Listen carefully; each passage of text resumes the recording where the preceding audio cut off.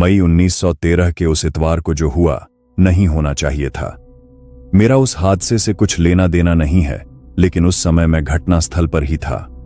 जो हुआ था वो तो मात्र एक क्षण में हो गया, लेकिन उस हादसे को याद करते हुए और भी बहुत कुछ याद आ जाता है। हालांकि उस सब से उस हादसे का कोई सरोकार नहीं है, लेकिन उस हादसे के बारे में बताने से पूर्व उस सब का जिक्र करना जरूरी सा लगता है। और उस सब में बहुत सी घटनाएं, स्थान व व्यक्ति है, उन्हें जाने बिना उस हादसे का समझा जाना थोड़ा कठिन है। मैं उन सभी घटनाओं, स्थानों एवं व्यक्तियों के बारे में सिलसिलेवार बताने की कोशिश करता हूं। गुरु अर्जुन देव पब्लिक स्कूल। मैं उस समय इस स्कूल में पिछले 3 साल से पढ़ रहा था। इससे पहले मैं मॉडर्न स्कूल में पढ़ता था। किसी परिचित की सलाह पर मेरे पिताजी ने मुझे मॉडर्न स्कूल से निकालकर गुरु अर्जुन देव पब्लिक स्कूल में डाला था। यह सिखों का स्कूल था, पढ़ाई और अनुशासन में अव्वल। वहां कक्षा 6 में किसी नए स्टूडेंट का एडमिशन कठिन ही नहीं, नामुमकिन था। लेकिन स्कूल के प्रिंसिपल, जिन्होंने मुझे देखते ही रिजेक्ट कर दिया था, न जाने कैसे मेरे पिताजी की जान पहचान निकल आई और मुझे एडमिशन मिल गया। मैं अपने पुराने स्कूल में बहुत खुश था, लेकिन इस जेल जैसे स्कूल में आकर मेरा दम घुट रहा था। सिखों का स्कूल था तो सिख छात्र ही दोस्त भी बने। नवदीप सिंह और सतविंदर सिंह नाम थे उनके। हम तीनों हमउम्र और लगभग एक ही लंबाई के थे। पिछले 3 साल से हम बैक बेंचर ही थे। बैक बेंचर होना हमारी चॉइस नहीं थी, बल्कि हम कक्षा के लंबे लड़कों में से थे, इसलिए टीचर हमें पिछली बेंचों पर ही बैठा देते थे। पढ़ाई में तीनों कुछ खास नहीं थे, लेकिन आखिरी समय पर तैयारी करके 50 छात्रों की कक्षा में टॉप 10 में अपनी जगह बना लेते थे। हम तीनों में जो ज्यादा मार्क्स लाता था वो बाकी 2 की ईर्ष्या का पात्र बनता था। हम तीनों के विचार आपस में मिलने के कारण हम तीनों अपने आप में सीमित रहते थे। न किसी से दोस्ती, न किसी से बैर। न तो हम किसी को परेशान करते, न कोई हमसे मतलब रखता था। लेकिन अगर कोई पंगा लेता तो उसका पीछा पाताल तक न छोड़ते थे। हमारी दूसरे छात्रों के साथ छिटपुट लड़ाइयां हमें दूसरे छात्रों से दूर करती गई और टीचर्स की निगाह में हमारी गिनती लड़ाकू छात्रों में होने लगी, और इस वजह से हमें एक्स्ट्रा करिकुलर एक्टिविटीज में हिस्सा नहीं लेने दिया जाता था। अपने हालात को देखते हुए हमने किसी भी लड़ाई में उलझने से तौबा कर ली। इन लड़ाइयों के बहुत सारे साइड इफेक्ट थे। पहला साइड इफेक्ट था पिटाई, जो 4 चरणों में हुआ करती थी, खास तौर पर मेरे लिए। बाद झगड़े में शामिल सब छात्रों को प्रिंसिपल के पास ले जाया जाता था। वहां पर दंड प्रिंसिपल के मूड के अनुसार मिला करता था। यदि प्रिंसिपल का मूड सही है तो सबको उनके ऑफिस के सामने मुर्गा बना दिया जाता था। यदि मूड थोड़ा खराब है तो हथेलियों पर 10 जोरदार बेंत लगती थी। यदि मूड बिल्कुल खराब है तो फिर पूरी देह की मरम्मत तसल्ली बख्श तरीके से की जाती थी। तीनों तरह की सजाओं में एक बात कॉमन थी, पेरेंट्स को स्कूल में तलब किया जाना। नवदीप और सतविंदर के पिता डॉक्टर और इंजीनियर थे, जो प्रिंसिपल से मिलते और अपने बेटों को डांटते और चले जाते। मेरे हालात थोड़े अलग थे। मेरे पिता को स्कूल में आने के लिए समय निकलना थोड़ा मुश्किल काम था। वो अपने कैटल फीड स्टोर में बहुत व्यस्त रहते थे। स्कूल से बुलावा, वो भी शिकायत सुनने के लिए, उन्हें बहुत नागवार गुजरता था। शिकायत सुनने आने का मतलब था कारोबार का नुकसान, और ऊपर से स्कूल प्रिंसिपल का ताना, शर्मा जी, तुम्हारा लड़का सब हदें पार कर चुका है, वो स्कूल के दूसरे बच्चों के लिए खतरा है, या तो इसे सुधार लो, नहीं तो मुझे इसे स्कूल से निकालना पड़ेगा। इतना सुनना पिताजी के लिए बेइज्जती की इंतहा होती थी, जिसका अंजाम मुझे हाथ के हाथ भुगतना पड़ता था। प्रिंसिपल के ऑफिस में उनके 3-4 जोरदार थप्पड़ मुझे दिन में तारे दिखा देते थे। मैं बेइज्जत होकर क्लास में आ जाता था।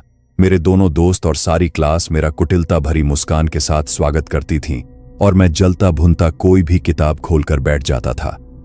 पिटाई को तीसरा चरण शाम को शुरू होता था, जब घर पर मेरी शाम की क्लास लगती। इस पिटाई के लिए डंडा या पिटाई के दूसरे साधनों का भी प्रयोग होता था, जिसमें पिताजी की चरण पादुकाएं भी शामिल होती थी। पिटाई का चौथा चरण 2-4 दिन बाद उस दिन प्रारंभ होता जिस दिन पिताजी मुझे पढ़ाने बैठते। मैथ के किसी भी सवाल का उत्तर गलत होने पर जबरदस्त पिटाई होती, जिसमें उपरोक्त वर्णित पिटाई के सभी साधनों का प्रयोग होता था। हरजीत सिंह छोटे कद का मजबूत सिख लड़का था और पढ़ाई में अव्वल होने के कारण सभी अध्यापकों व प्रिंसिपल का चहेता था। नवदीप, सतविंदर और मैं उसे क्लास मॉनिटर के तौर पर पिछले 4 साल से झेल रहे थे। सफलताओं ने उसे बेखौफ बना दिया था। वो एक रूलर हाथ में रखता था और मौका मिलने पर किसी भी छात्र पर उसका प्रयोग भी कर देता था। प्रिंसिपल और दूसरे अध्यापकों के डर से कोई उसे कुछ नहीं कहता था। हम तीनों की बदनामी उसे हम तीनों से दूर रखती थी। वो कभी भी हमसे उलझने की कोशिश नहीं करता था और हमें भी उसकी कुछ खास परवाह नहीं रहती थी। हर साल हम दुआ करते थे कि वो किसी दूसरे सेक्शन में चला जाए, लेकिन बदकिस्मती से वो हमारे ही सेक्शन में आ जाता था। भाई लोगों, इसका कुछ इलाज है तुम लोगों के पास? क्लास के एक मरियल से लड़के ने आकर हम तीनों से पूछा। भाई, हमने लड़ना बहुत पहले छोड़ दिया है, हम इसका कुछ नहीं कर सकते। नवदीप ने उसे 2 टूक जवाब दे दिया था। जिस दिन ये तुम तीनों को मारेगा, उस दिन देखेंगे तुमने कितना लड़ना छोड़ दिया है। वो दिन भी आएगा जब तुम तीनों भी पिटोगे। कहकर वो लड़का चला गया। तब की तब देखेंगे, सतविंदर ने बड़ी उदासीनता के साथ कहा था। खैर, वो हमसे कभी उलझा नहीं और वक्त गुजरता रहा। बड़ी नहर और उसकी सहायक छोटी नहरें सर्दी और गर्मी के इतवार कुछ ज्यादा अलग नहीं होते थे, लेकिन सर्दी के इतवार को पूरे दिन क्रिकेट खेला जाता था, जो आमतौर पर अपनी कॉलोनी के लड़कों के साथ ही खेला जाता था। जिस इतवार पिताजी घर में होते, उस दिन पूरे दिन स्कूल के पेंडिंग काम किए जाते। अप्रैल से सितंबर तक हर इतवार और दूसरे छुट्टी के दिनों में हम कॉलोनी के सब लड़के नहर में तैरने जाते थे। नहर हमारे शहर से गुजरने वाली 3 छोटी नहरों में से एक थी, जो शहर के बाहर से निकलने वाली बड़ी नहर से सिंचाई के लिए निकाली गई थी और अलग अलग रोस्टर के हिसाब से बहती थी। कहने का मतलब, उनमें महीने में 1 या 2 हफ्ते के लिए पानी आता था और हम उनमें खूब तैरते थे। इन छोटी नहरों की चौड़ाई औसत 25 से 30 फीट और गहराई औसतन 6 से 10 फीट होती थी, जो हमारे तैरने के लिए बिल्कुल बढ़िया माप थी। न डूबने का डर, न चोट लगने की चिंता। ऐसे होते थे वो गर्मियों के इतवार। आज तक समझ नहीं आता कि हम सब अपने माता पिता को धोखा देकर तैरने कैसे आ जाते थे। अब बात बड़ी नहर की। यह यमुना नदी से निकली उन नहरों में से एक थी जो पूरे पश्चिमी उत्तर प्रदेश की कृषि भूमि की सिंचाई करती थी। यह औसतन 100 से 130 फीट चौड़ी और 10 से 20 फीट गहरी होती थी। बड़ी नहर हमारी कॉलोनी से 5 किलोमीटर से ज्यादा दूर थी, लेकिन छोटी नहर में पानी न आने की सूरत में हम बड़ी नहर में तैरने आ जाते थे। हम 20 फीट गहरी नहर में तैरते थे। नहीं भाई नहीं, उसमें कूद के जान थोड़े ही देनी थी। वो तो शहर के रईसों और उनके जवान लड़कों की ऐशगाह थी। वो सब उसमें रंग बिरंगी रबड़ की हवा भरी ट्यूब लेकर कूद जाते और तैर कर दूसरे किनारे निकल जाते। उनमें से कुछ बहादुर बिना ट्यूब के भी तैरते थे, लेकिन हमारी कॉलोनी के बड़े लड़कों ने उसमें किसी का भी तैरना निषिद्ध किया हुआ था, क्योंकि उस नहर में हर साल कम से कम 3-4 लड़के डूबकर मर जाते थे। डूबने वाले सब मंझे हुए तैराक होते थे, लेकिन नहर उनकी बलि ले ही लेती थी। हमारी कॉलोनी के बड़े लड़कों ने हमें समझाया हुआ था कि नहर में एक जल पिशाच का वास है, जो जरूरत पड़ने पर तैरने वालों को नीचे पानी में खींचकर डूबाकर मार डालता है। हमें इस किंवदंती पर पूरा भरोसा था, इसलिए हम बड़ी नहर में कभी नहीं कूदते थे। इस बड़ी नहर के किनारे एक पंचक्की थी, जिसमें आसपास के गांव की औरतें गेहूं का आटा पीसने आती थीं। उस पंचक्की को चलाने के लिए बड़ी नहर से एक छोटी नहर निकाली गई थी, जिसमें पूरी गर्मियों में पानी मिलता था और हम उसी नहर में तैरते थे। हम थोड़ी देर तैरते थे, उसके बाद उन अमीर दुस्साहसी लड़कों के कारनामे देखकर अपना मनोरंजन किया करते थे। यही रूटीन हमें हर इतवार बड़ी या छोटी नहर पर ले जाता और हम उस इतवार का पूरा मजा लेते। मई 1913। हम तीनों कक्षा 9 पास करके कक्षा 10 में आ गए थे और ग्रीष्म अवकाश से पहले की पढ़ाई शुरू हो चुकी थी। पीरियड खाली था और हम लोग फालतू की बकवास कर समय काट रहे थे। यार, तुम लोग कभी तैरने क्यों नहीं आते हो? मैंने नवदीप और सतविंदर से पूछा। उन गंदे नालों में, नवदीप ने नाक सिकोड़ते हुए पूछा। अबे वो गंदे नाले नहीं हैं, यमुना नदी का पानी है उनमें। सतविंदर ने उसकी बात काटते हुए कहा। उनमें आदमियों के साथ जानवर भी नहाते हैं, तो है ना वो गंदे नाले। नवदीप अपनी बात पर कायम रहते हुए बोला। तुझे तैरना आता है जो बकवास कर रहा है? मैंने पूछा। तैरना देखा है मैंने तुझे उन छोटी नहरों में तैरते हुए। बड़ी नहर में तैर के दिखा तो मैं तुझे तैराक मानूं।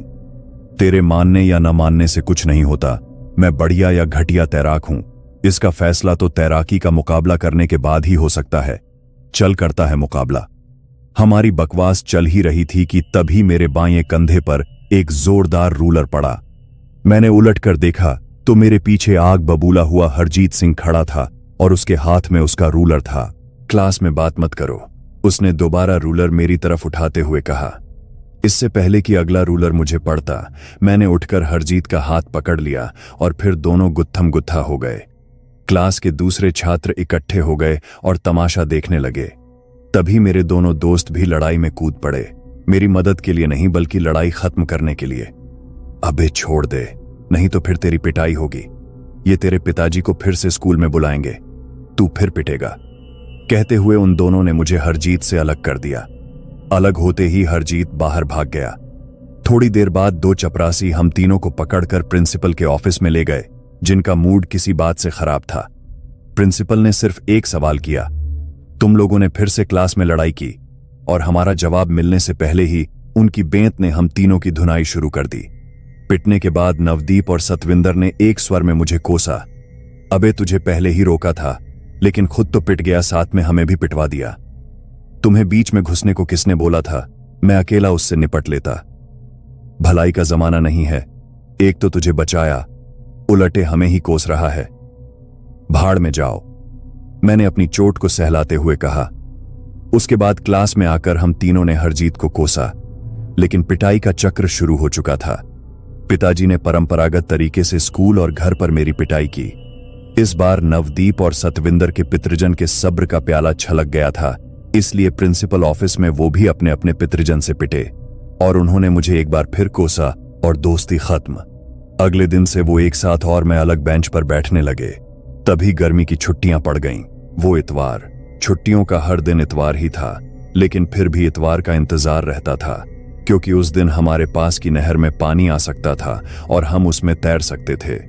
उस इतवार को भी हम कॉलोनी के सब लड़के नहर पर गए, लेकिन नहर में पानी नहीं था। थोड़ी देर सोचने के बाद सबने बड़ी नहर पर चलने का निर्णय लिया। भरी गर्मी में टहलते हुए बड़ी नहर पर आ गए। रास्ते में किसी ने आम के पेड़ से आम तोड़ लिए। इससे पहले कि वो अकेला खाता, सबने आम उससे छीन लिए और टुकड़ों में तोड़कर बांटकर खा लिए। नहर पर पहुंचे तो देखा वहां ज्यादा भीड़ नहीं थी। छोटी नहर में गिनती के लड़के तैर रहे थे और बड़ी नहर में रंगीन ट्यूब वाले भी कम थे। खैर हमें क्या, हमने लगभग 2 घंटे तैरने का मजा लिया और फिर बड़े लड़कों की जिद पर पानी से बाहर निकले। कपड़े पहनकर जब बड़ी नहर के रंगीन ट्यूब वाले एरिया में आए तो देखा वहां तैराकी के मुकाबले की तैयारी हो रही थी। 2 लड़के बिना ट्यूब के नदी पार करने के लिए आपस में शर्त लगा रहे थे। उनमें से एक हरजीत सिंह था, दूसरा कोई उसकी जान पहचान का था। हम सब मुकाबला देखने के लिए रुक गए। वो दोनों आपस में पंजाबी में बहस कर रहे थे, जिसे सुनने या समझने की हमें जरूरत नहीं थी, लेकिन मैं हरजीत से आंख चुरा रहा था, क्योंकि मैं नहर पर कोई पंगा नहीं चाहता था। थोड़ी देर बाद वो दोनों किसी निर्णय पर पहुंच गए और बड़ी नहर में छलांग लगाने वाले किनारे पर पहुंच गए। देखते ही देखते दोनों ने पानी में छलांग लगा दी। दूसरा लड़का थोड़ी देर पानी में रहने के बाद पानी की सतह पर आया और उसने तैरने का उपक्रम शुरू कर दिया। हरजीत अभी पानी की सतह पर नहीं आया था, लेकिन किसी को कोई चिंता नहीं थी, क्योंकि कुछ लड़के पानी के नीचे तैरने में पारंगत होते थे और काफी दूर जाकर पानी से बाहर आकर पानी की सतह पर तैरने लगते थे। लेकिन हरजीत सतह पर नहीं आया। उसके साथी को किसी अनहोनी का अंदेशा हो गया था। वो चिल्लाते हुए नहर से बाहर आ गया और इस तरह चिल्लाने लगा कि कुछ समझ नहीं आ रहा था। उसकी चिल्लाहट सुनकर कुछ बड़ी उम्र के तैराकों ने नहर में कूदकर गोता लगाया और थोड़ी देर बाद पानी की सतह पर आ गए। लेकिन हरजीत का कुछ पता न चला।